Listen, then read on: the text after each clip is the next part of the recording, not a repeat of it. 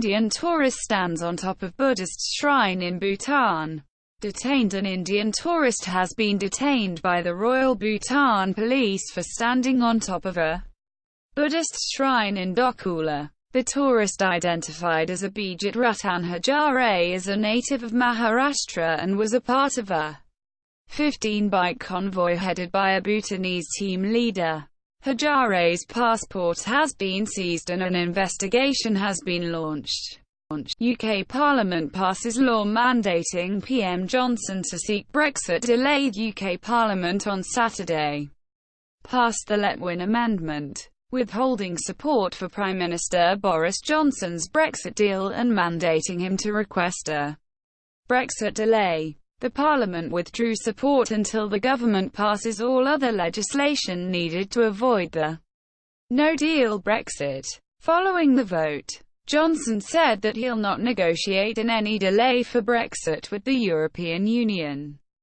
U.S. military no longer using floppy disks to control nuke launches. U.S. military is no longer using floppy disks to receive nuclear launch orders from the president. The U.S. Strategic Command has announced that it has replaced the drives with a highly secure, solid-state digital storage solution, as per a U.S. military officer. Floppy disks were being used as they lack IP address and can't be hacked. The official added. Lebanon scraps tax on WhatsApp calls amid violent protests. Lebanon has scrapped the tax on internet calls made through Facebook-owned WhatsApp and other similar apps hours after announcing it. Amid violent protests between security forces and protesters, thousands of Lebanese have taken to the streets amid an economic crisis blamed on the government. Under the intended revenue-raising measure, the Lebanese Republic had planned a daily tax of 20 cents. How did the 311 Indian deportees travel to Mexico?